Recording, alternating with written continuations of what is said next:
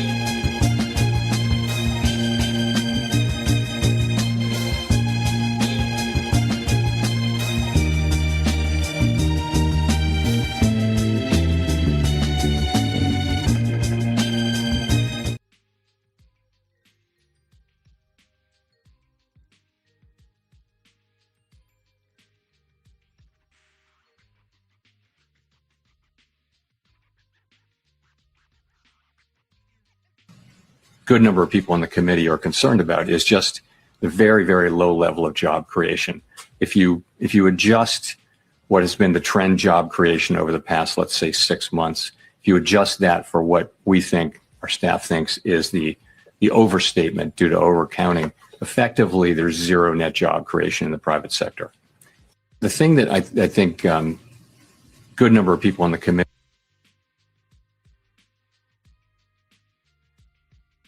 This is wearing on you. It is. I can't sleep. I'm not eating. And if I don't stop this, I'm going to wind up in the hospital. This is what we used last night to catch that other one. We had to put the weights on him, the hammer. Cora Robinson, armed with a piece of plywood, spends her days trying to defend her home against rats. I thought it would keep them from running around the baseboard, right? But now what they doing is they just come, they so big, they jumping over it. They certainly don't look small. Miss Robinson took these photos of at least 2 rats rummaging around her kitchen Friday night. Any hope of hosting for Easter went right out the window. I'm tired of cleaning poop off the stove. You know, I mean, it's terrible. And if you turn the oven on, it smells like them. Miss Robinson took this video of one of the rodents sitting on her countertop in the fall. She says she's been dealing with this infestation for almost a year now. I can see how much this is wearing on you. It is. I can't sleep. I'm not eating. And oh, good morning. What happened to the rest of the video? There was more. We don't have to watch it again. Are being exposed to her food and her bed and water are in my bedroom. I can't leave it out here because they'll get into it. I'm sorry. Okay.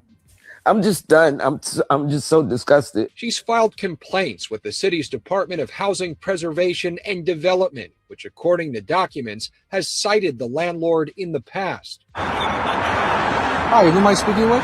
We left a message for Aston Management and emailed the landlords, all of which were the respondents in a tenant lawsuit in 2023 that alleged unlivable conditions at 1777 Grand Concourse. The tenant's lawyer says the case is still pending. Miss Robinson says she would love to just move out of her building, but at 71 years old, she just can't afford to. She says something is very wrong in this city if a senior can't live comfortably. All these people need to come and take a look and smell. Okay, that's what I wish they would do. I can see how much this is wearing on you. It is. I can't sleep. I mean, Jesus Christ, what is going on? Where is Mayor Zohran Mamdani? A development to that story, though, is that a pest control company saw the news segment and they went to her house to help her. But there's still no word from the landlord. And so we're going to be tracking that. That is a 70-year-old woman. And that's how she has to live in New York City. Chad, chime in on that one. Good morning and welcome to Black Press USA's morning show, where we bring you the headlines and the culture.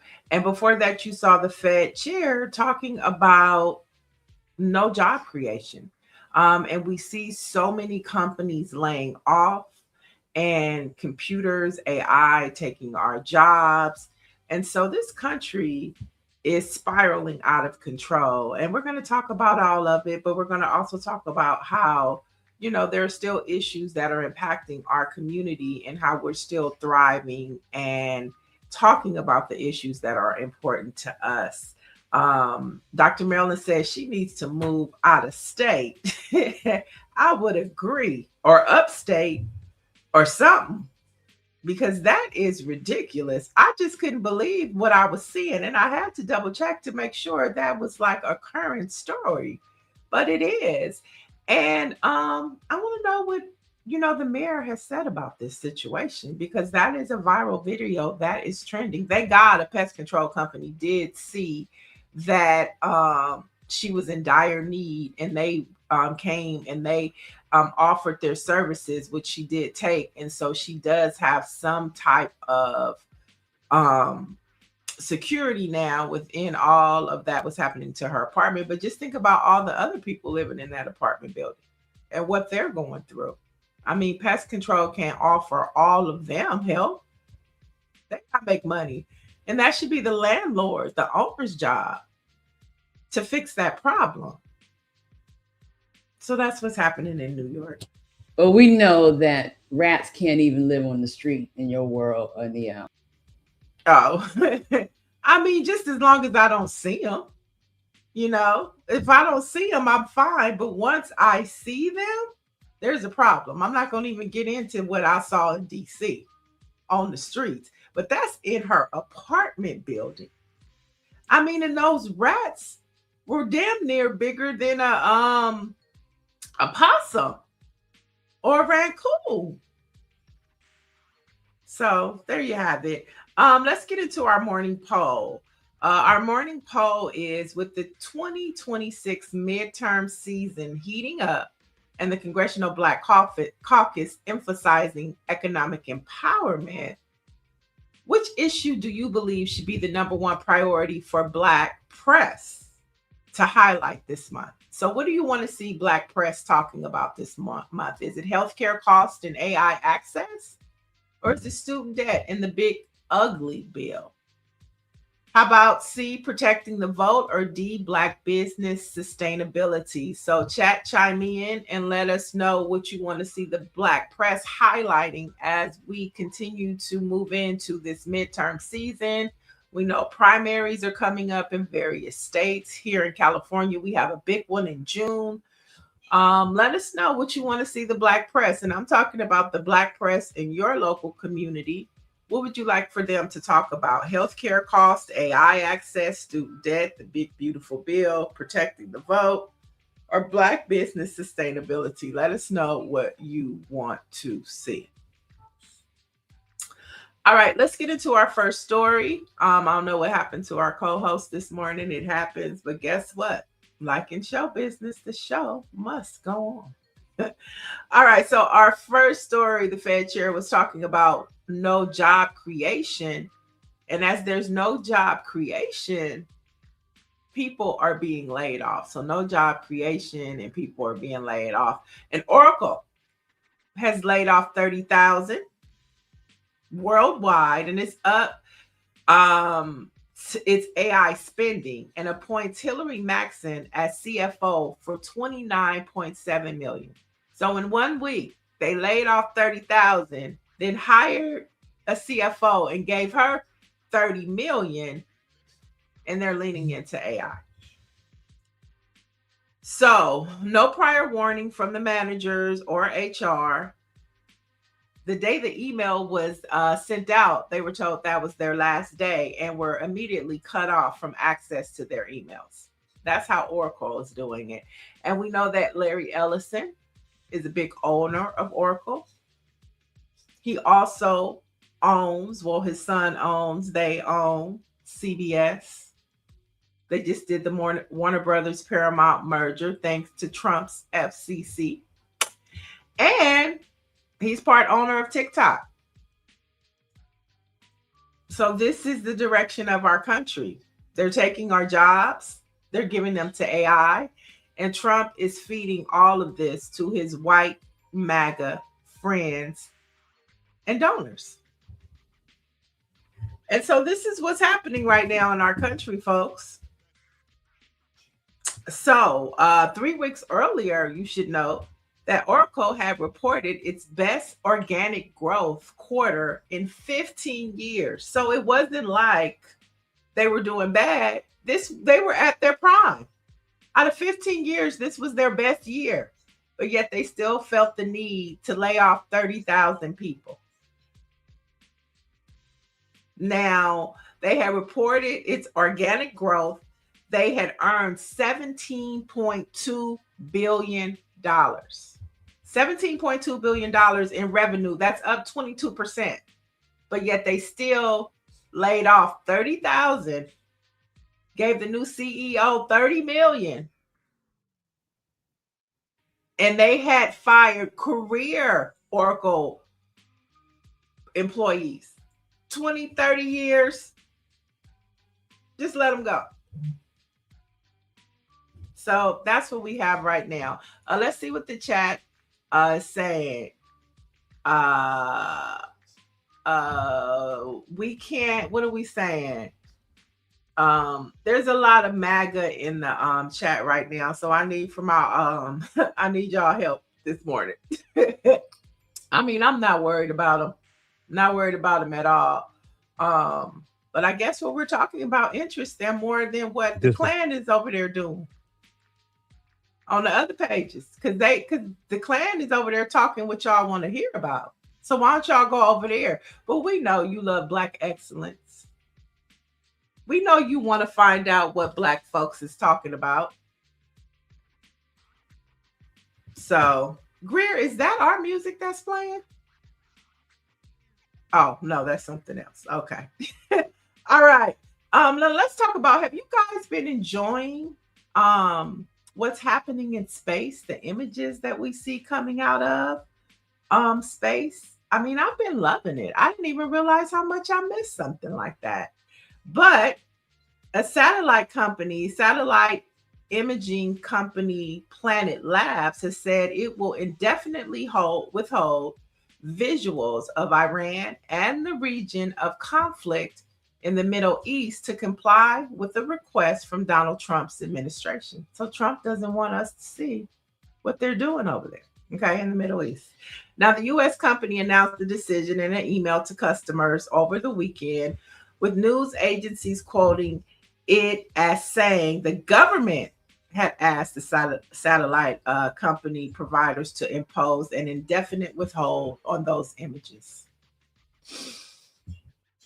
So it looks like we're getting more into state-ran media, news. And so the only place that you're going to have is outlets like this: Black Press USA Morning Show, Black Press newspapers, who are not controlled by the federal government. And so we implore you and ask you to support your local Black newspapers. There's one in every city. There's one available to you. And so we would love for you to support Black Press, like and subscribe, follow our YouTube channel, because it gets harder, because companies are not obligated now to support Black media, no matter how good we are. Look at what happened to Oracle. Now they are at their top of their field with money, okay? Best quarter ever, but yet they lay off 30,000, hire a CEO for 30 million. And so they're trying to ice everything else out, for lack of better terms. And so support Black media. You know, if you find a voice that you trust, support it. But most importantly, support Black Press as we celebrate 199 years of bringing you news, views, and of course, the importance of the Black journey and the Black struggle. Our next story takes us to the Momnibus Act. Congress members Alma S. Adams, Lauren Underwood, and Senator Cory Booker, they have reintroduced the Momnibus Act. Now, the Momnibus Act is a transformational package of bills that addresses social issues on health, expands workforce and healthcare, promotes maternal vaccination, strengthens data collection for maternal healthcare research. It improves care for veterans and incarcerated moms. It extends postpartum WIC access, expands access to maternal mental health care, pre and postpartum, and protects moms from environmental factors that cause adverse pregnancy and outcomes. And so this is why we talk about representation matters, right? Because even though this bill might not go far because of the current status, this is why the midterms are so important. Because representation matters, and this country's makeup is not just white, right? And so we have to be able to have mechanisms that support the issues that are impacting Black folks, that are impacting minorities. And the Momnibus was passed here in the state of California first. And then Lauren Underwood picked it up on a federal level.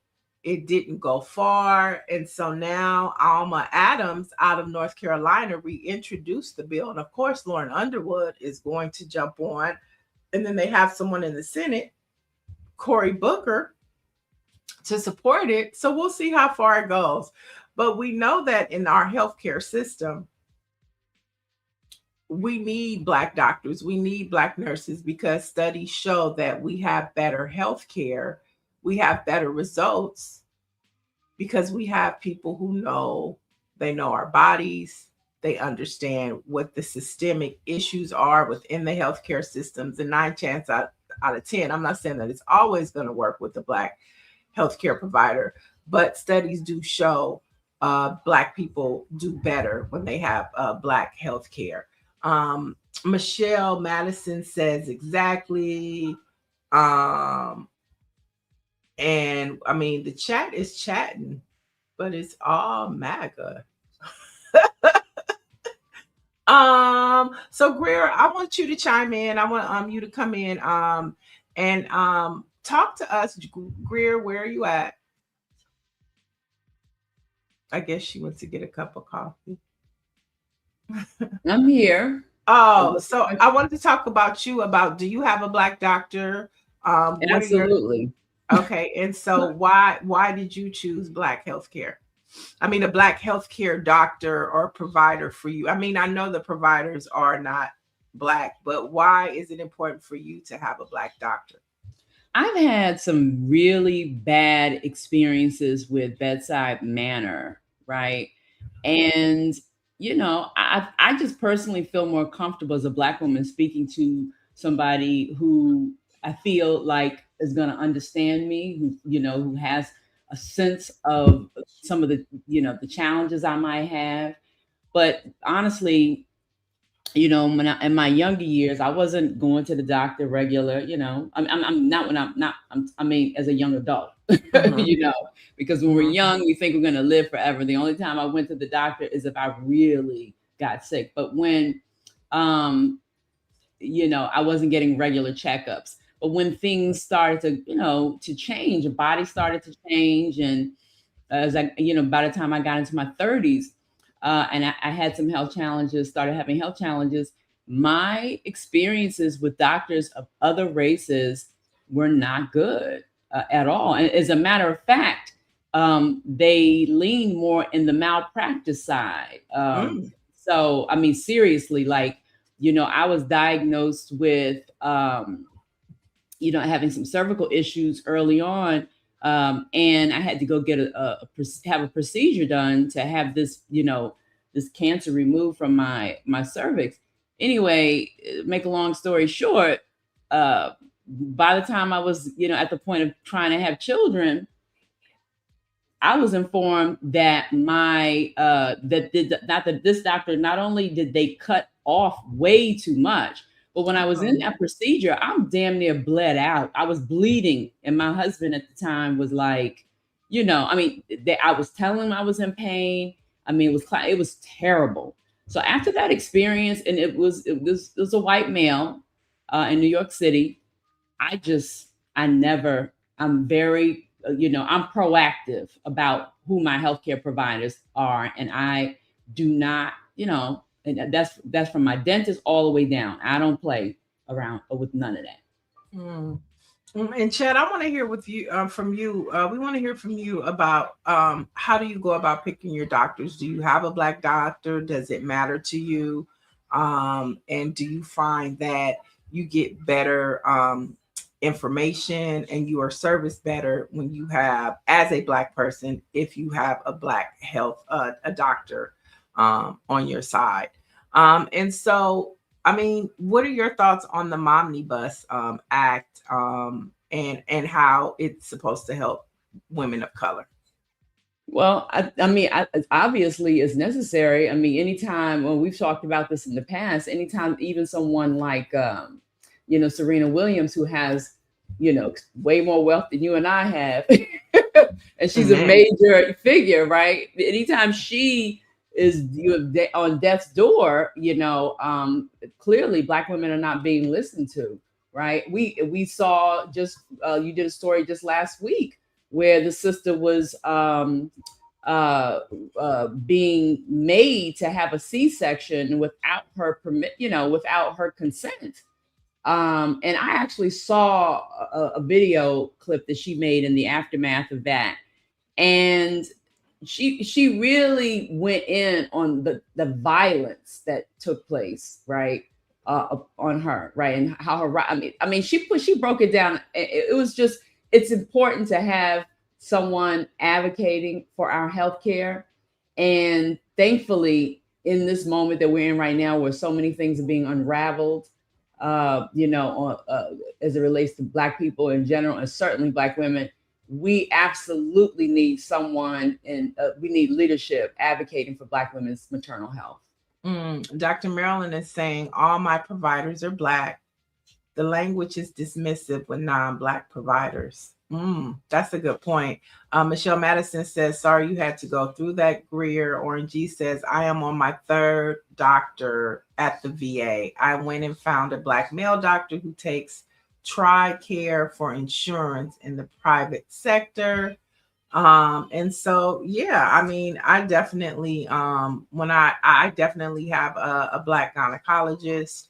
And then also female, do you have a preference of a female or a male doctor? I do. Gynecologist. Well, I'm going to keep it real. I'm at that age now. I don't have to go as often, but but I've always preferred a female gynecologist. Absolutely. Okay. I think it's important in general to, when you with certain type of providers, that you are able to have someone who's going to, at the very least, understand, and I'm not, that's not to take anything away from a male gynecologist, but I do think that most women are probably more comfortable. I could be wrong, but most women are more comfortable with women having conversations about their, about their female issues with women. What about you? I totally agree. I feel more comfortable talking to a female doctor.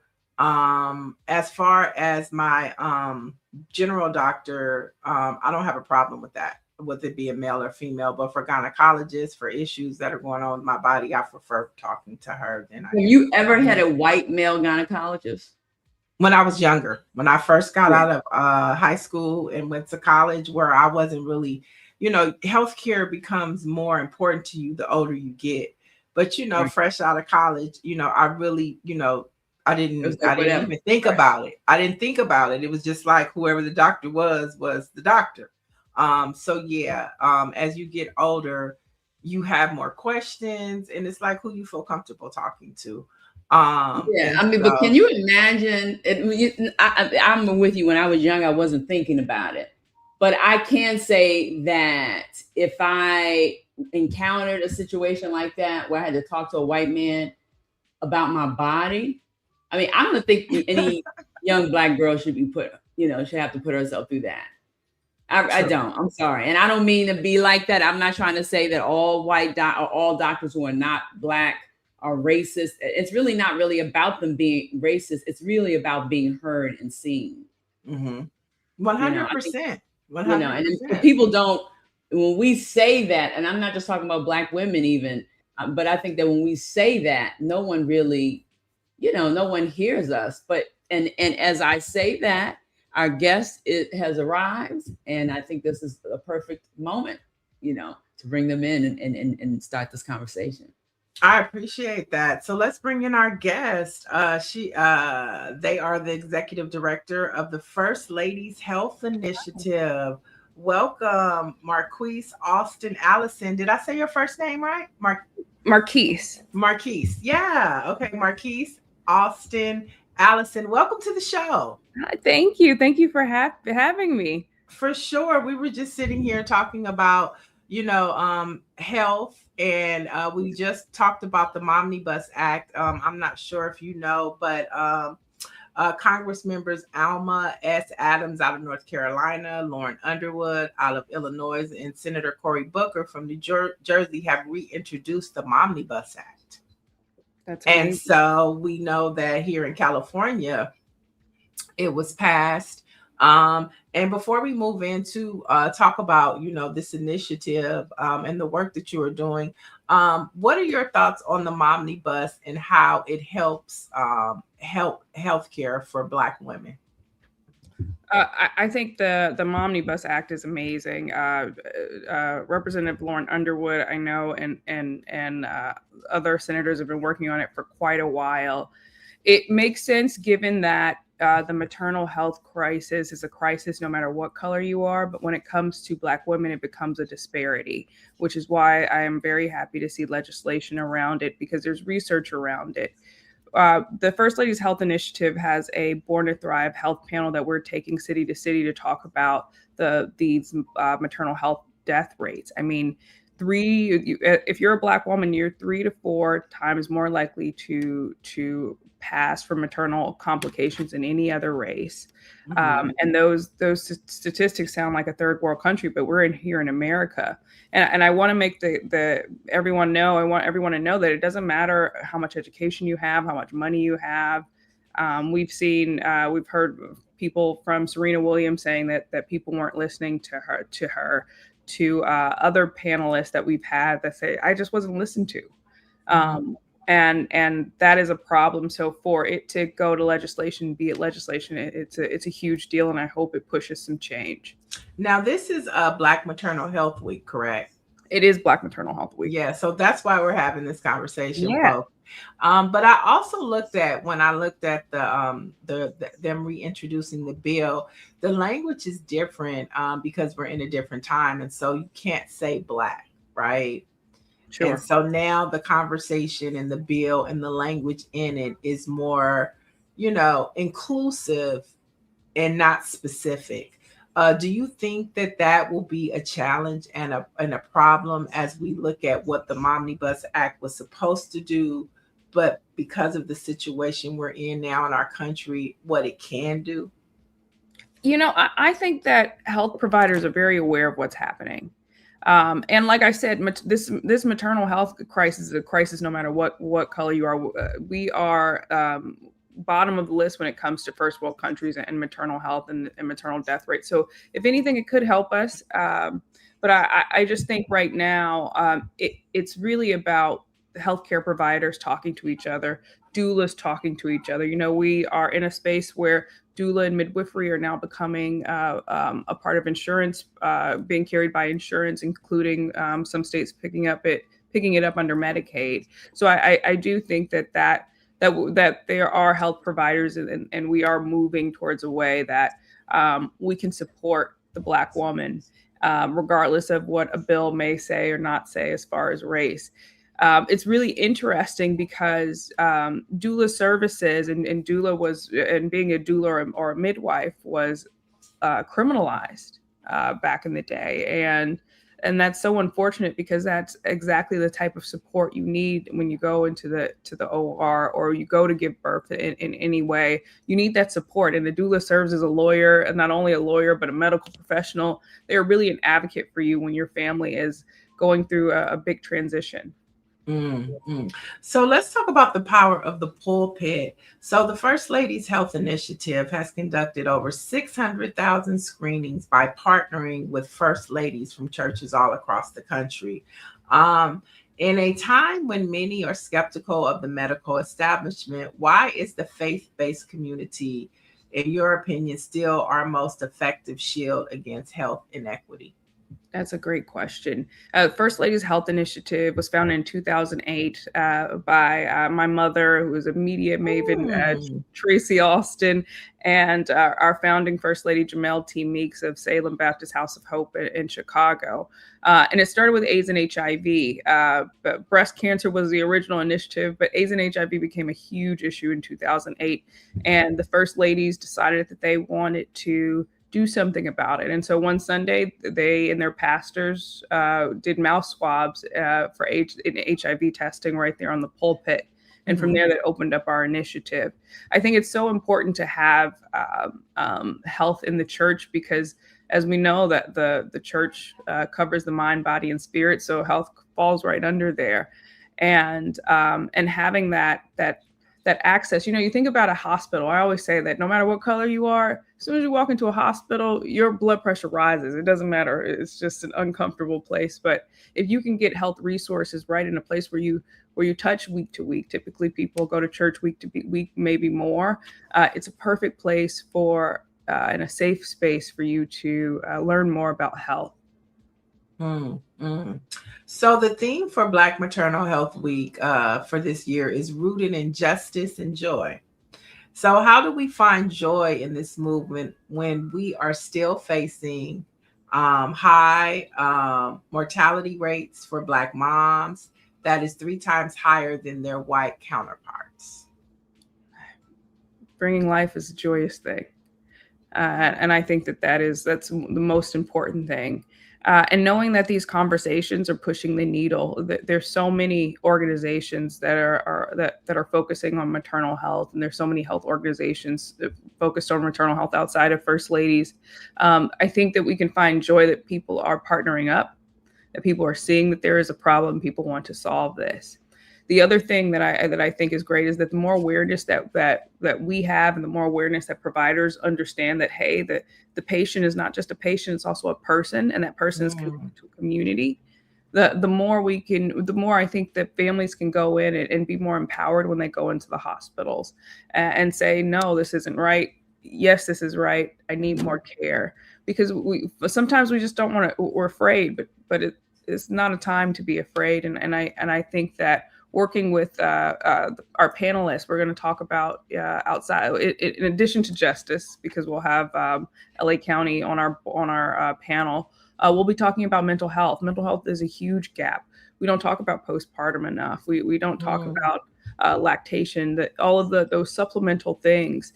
And so I think that opening these conversations and bringing spirituality into it, we'll have Vanessa E. Williams on Saturday. Now we're going to get to that. We're going to get to that. I'm going to get to that. We're going to get to that. We're going to get to that. But before we get to what's happening here in LA, I want to talk to you about the economic intersection and Black men. We are seeing a disturbing trend this month with Black male unemployment hitting 7.9%. Mm-hmm. How does economic instability and job loss in the home directly impact the maternal health outcomes you are fighting to improve? Well, as I said before, it doesn't matter what your income is when it comes to Black maternal health and the morbidity rates. Anyone, from what I understand, I'm sorry, I'm trying to remember the statistic, but a highly educated Black woman gets the same treatment as a non-educated white woman in our medical facility. And so when it comes to our Black men, that tells me that's the Black family. And so the Black family dollar does not matter when it comes to this. But what I do think needs to happen, what I do think where we're trying to steer, is educating Black men on maternal health, because this is a family issue, and for the man to understand postpartum depression, and for men to understand what it takes, the support that they need to give. I don't think is often talked about, and so. That is something that we're hoping to move forward in as we expand our maternal health initiative is into the fatherhood. I love that. You mentioned your mom, and you are the next generation, and you talked about how you've taken the mantle from her to lead this initiative. So I want to know, what is the biggest difference in the health challenges facing Black women today, 2026, compared to when the mission started in 2008? Oh, that's a great question. Yes, I am carrying the mantle. Me, along with my sister Taylor, we are co-executive directors.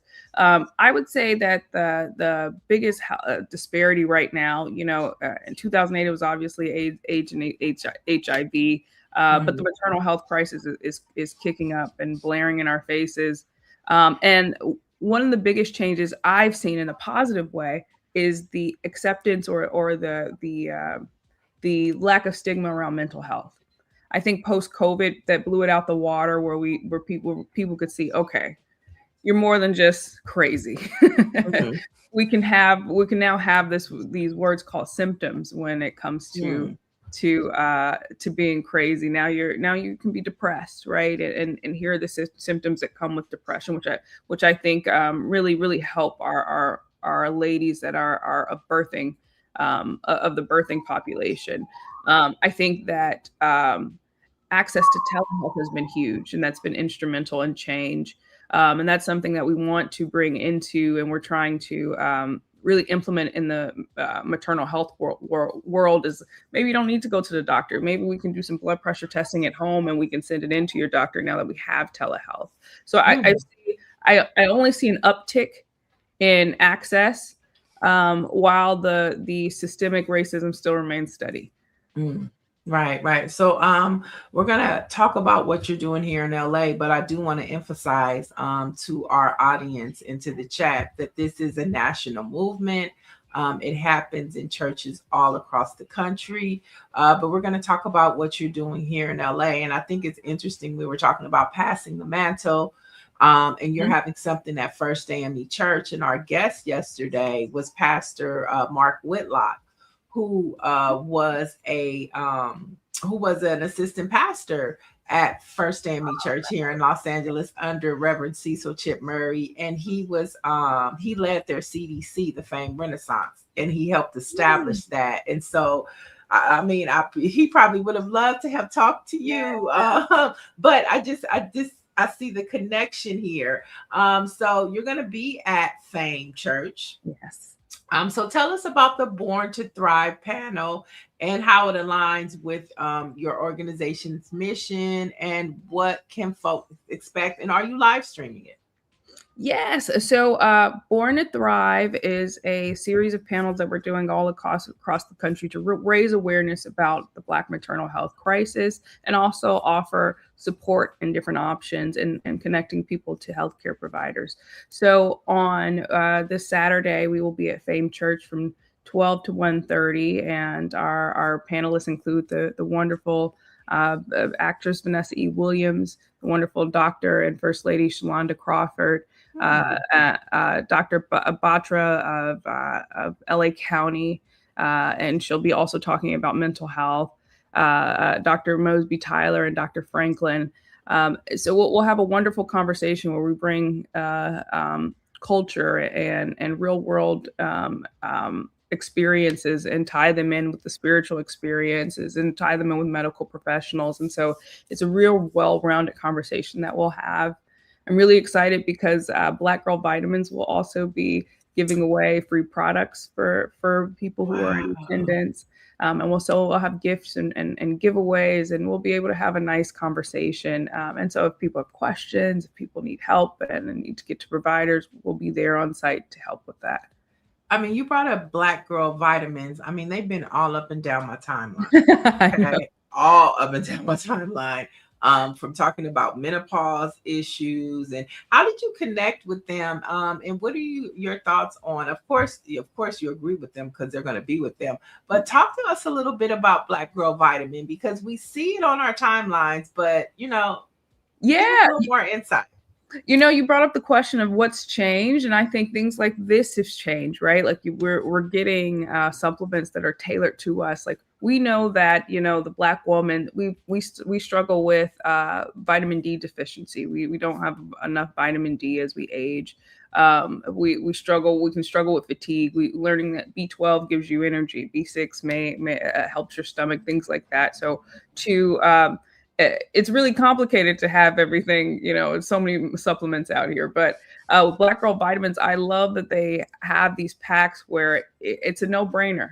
If this is what you need, this is what you can use to support you, because supplements are huge and are huge to take, and they're definitely huge to take when you are when you're pregnant. So I'm super excited to work with Black Girl Vitamins, and I'm super excited about all the success that they have been having, because we need something like that in our community. Yeah, they're doing a really good job of making sure that they are targeting Black women. Like I say, it's all up and down my Yes. timeline. And now that I'm talking to you, I think I might try some of their products. Please. Most definitely. Now, the event highlights the importance of extending postpartum care. What's the current gap? I know we talked about it a little bit, but what's the current gap in care, and how can healthcare providers better support new mothers beyond the traditional 6-week visit?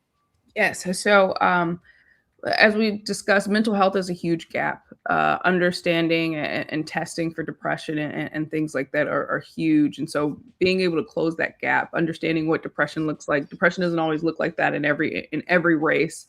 And so understanding what that looks like. The other gap is access to care. Some areas are just a medical desert and a birthing desert. So being able to close the gap by utilizing telehealth is critical. Even if you do have access to a hospital, having that option of telehealth are one of the things that really help with this. I think that as we go forward, the medical industry is changing so much. Our administration is changing so much. So it's really important to look at first ladies and other organizations as to what's going on and how you can protect yourself and arm yourself and have the tools. Mm. And so, I mean, this is your season for the First Ladies Initiative. But how does the First Ladies Health Initiative plan to conduct advocating for Black maternal health beyond, the events in outreach? Great question. So we love our in-person events because we are really out in the community. We love going to churches because we get to actually touch the community, because the majority of people that come to churches typically live around the area in which the church is. Mm-hmm. But beyond the church, we do podcasts, we do digital education, we do a maternal health podcast. We just finished up in 2 weeks, so that those episodes should be dropping in the next couple of weeks on firstladieshealth.com on our YouTube page. We also keep a Rolodex of our medical professionals, and we're always willing to share. So our reach is more about digital education and making sure that our resources are connected to the community. Now, I know when you guys first started, I believe you guys are partnered with Walgreens. Yes. Are you guys still partnered with Walgreens? Walgreens was our partner for 15 years, our title sponsor for 15 years. Unfortunately, due to the pandemic and other issues, they're no longer our sole partner, and so we have other partners. For instance, our maternal health initiative is in part funded by PCORI, which stands for Patient Centered Outcome Research Institute, which is a wonderful organization that really does the research and has allowed us to really get the data off the page and into the community. So we love partnering with organizations like this, and we continue to partner with organizations who really understand the importance of this mission. I love that. And so if there's a church, ministry, the Missionary Society or the Women's Ministry or a First Lady watching right now, and they want to tap into what you are doing, how can they find out more information? You can find out more information by going to firstladieshealth.com and click contact us, and someone will reach out to you. We welcome all of our churches to join this organization. Reason being is we are a conglomerate of First Ladies, but also we are a conglomerate of our board consists of doctors and nurses, lawyers, and people that really vet this information, because sometimes these companies come and they extract from our communities and they don't try to build infrastructure. And so we really guard against who we let in. It's not for some organizations, it could just be like, again, extraction, and so it's really important that we partner with people who know what they're talking about. So our board is we have some members from Walgreens on our board, from the AIDS Healthcare Foundation, and some neurosurgeons. So we're really fully stocked with all of the information that we need. And so we try to lead our communities with integrity. And I don't know if you said it, but are you live streaming what's happening Saturday at First Family Church? You know, I do not know if we're live streaming, but if you check on the website, it will be up in the next 24 hours. The question will be answered. I mean, so insightful, so much information. And I mean, I just love the fact that, you know, we were talking about actual healthcare providers, but the work that you are doing provides tremendous help before you even get to the doctor, to know what to even advocate for your bodies and things to look out for. So we're here for you. We're Black Press USA. We have a Black newspaper in every city and country. I mean, every city in this country. And so we're available for you if you want to reach out to us and support the work that you're doing. Well, thank you. We always enjoy our Black press. We can't get this word out without you guys. I definitely appreciate our Black media. So thank you for having us. All right. Peace and love and good luck on this weekend. Peace and love. Thank you. All right. Before we get out of here, let's jump into some Black facts. So we have a lot, and we've been talking about this, but as this country begins to talk about and celebrate 250 years, we're going to talk about 250 years of Black accomplishments and the journey to get there. So first off, in 1866, on this day, the Civil Rights Act of 1866, you know, we always talk about the Civil Rights Act of 1964, but the Civil Rights Act of 1866 was passed, granting citizenship and equal rights to all persons born in the U.S., regardless of race or previous servitude. And so we see the wheels of justice continually turn, and civil rights in this country has always been a fight. And so we will continue to do so. And then let's fast forward to the year of 1968. On this day, the funeral for Dr. Martin Luther King Jr. was held in Atlanta, Georgia. Over 300,000 mourners attended the procession following his murder on April 4th. And that is the Ebenezer Baptist Church, where now the pastor is Senator Raphael Warnock. And so we see the wheels of justice continue to turn, and the fight for Black liberation continues to this day. And then we'll fast forward to the year of 1948. Jackie Robinson, I think we talked about him yesterday, but on this day in 48, Jackie Robinson signed a contract to officially become the first African American to play in Major League Baseball. All right. And then we'll fast forward to 1984. Oh, there's Jackie Robinson signing his paperwork. Love to see it. Love to see it. The 42, which starred Chadwick Boseman. Great movie to watch. Great movie to watch. Let's fast forward to 1984 now, where Coach John Thompson of Georgetown University became the first Black coach to win an NCAA basketball tournament. There's Coach John Thompson with Patrick Ewing. So there you have it. And then last but not least, on this day in 2021, we lost a legend in hip hop. Legendary rapper DMX passed away at the age of 50 on this day. So those are just some of the contributions and voices and people of 250 years of America. America would not be America without the Black experience. We'll be back tomorrow with Jill Monroe, and we'll talk all things pop culture. It's so much to talk about. We got Kanye, we got Chili. It's a lot to talk about. And Jill Monroe from KBLA Talk Radio, Tavis Smiley's radio station, will be here with me riding shotgun, and we'll address it all tomorrow. Have a good day. Remember, for the latest in Black news, visit blackpressusa.com.